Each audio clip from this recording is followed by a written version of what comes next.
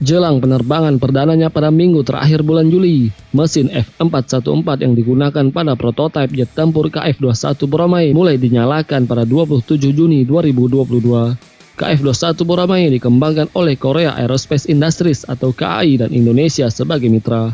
Uji coba penyalaan mesin F414 afterburning buatan General Electric ini sebagai bagian dari tes darat pesawat tersebut sebelum mengudara. KAI mengatakan hampir 90% dari tes darat KF-21 telah berhasil diselesaikan. Pengujian mesin ini dilakukan untuk memastikan gaya dorong dihasilkan mesin akan sesuai performanya. Mesin ini juga dilengkapi dengan perangkat proteksi kebakaran khusus tambahan. Perusahaan mengatakan pengembangan KF-21 memakan waktu total 11 tahun.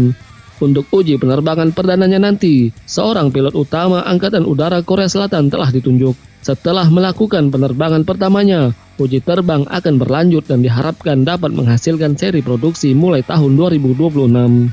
KAI menyiapkan KF-21 dalam dua varian, yaitu kursi tunggal dan kursi tandem. Target produksi pertama pesawat ini adalah 40 unit hingga tahun 2028 dan 120 unit hingga tahun 2032. Pihak berwenang Korea menyatakan 65% komponen KF-21 diproduksi dengan produk yang berasal dari Korea Selatan dan sisanya diimpor dari berbagai negara. KF-21 merupakan pesawat tempur generasi 4,5. Pesawat dirancang dapat terbang hingga kecepatan maksimum Mach 1,8 dan mampu menjangkau jarak 2.900 km. Pesawat dilengkapi dengan 10 tiang gantungan untuk membawa persenjataan dan tangki bahan bakar. KF-21 juga dirancang mampu membawa rudal udara ke udara seperti Iris-T dan Meteor. Di masa depan, Boramae yang dikembangkan untuk menggantikan F4 dan F5 buatan Amerika akan menjadi tulang punggung Angkatan Udara Korea Selatan.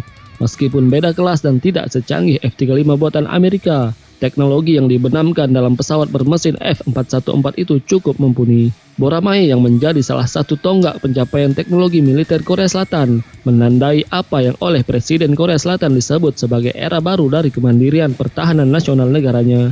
Kemandirian itu membuat Korsel tidak hanya memperoleh keuntungan secara strategis, tetapi juga secara ekonomi. Selain meningkatkan kapasitas dan kapabilitas industri pertahanan dalam negeri, ekspor produk militer juga memacu pertumbuhan ekonomi. Ketergantungan pada Amerika sebagai pemasok utama alutsista untuk Seoul pun tahap demi tahap dapat dikurangi. Keterlibatan Indonesia dalam proyek KF-21 Boramae bagi sejumlah pihak di tanah air diharapkan memicu asa yang sama. Indonesia menjadi lebih mandiri dalam pemenuhan alutsista termasuk alutsista strategis. Sempat diliputi mendung ketidakpastian sejak tahun 2018 karena tersendat dalam pendanaan. Indonesia pada awal bulan ini akhirnya sepakat untuk meneruskan terlibat dalam pengembangan proyek itu. Setelah proses negosiasi panjang, selain dibebaskan dari pembayaran pajak pertambahan nilai atas Boramae yang bakal menjadi bagian Indonesia, pembayaran oleh Indonesia untuk proyek itu juga direvisi menjadi 1,35 miliar dolar Amerika. Bagi sejumlah pihak, keberlanjutan proyek itu untuk jangka panjang membuat lega. Pasalnya hingga saat ini untuk pemenuhan pesawat tempur, Indonesia masih bergantung pada negara lain. Saat ini Indonesia masih dalam proses pengadaan Rafale dari Prancis dan F-15EX dari Amerika Serikat.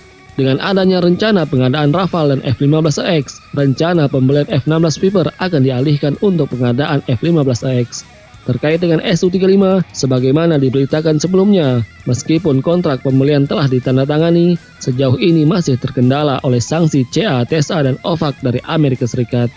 Tak heran jika keberlanjutan proses pengembangan KF-21 atau IFX bisa membuka pintu harapan. Apalagi sebagaimana disampaikan oleh Biro Humas Sekretariat Jenderal Kementerian Pertahanan, kelanjutan kerjasama itu mengacu pada keputusan Presiden Joko Widodo. Kerjasama itu diharapkan dapat diimplementasikan dalam langkah nyata untuk meningkatkan kemampuan Indonesia dalam membangun alutsistanya secara mandiri.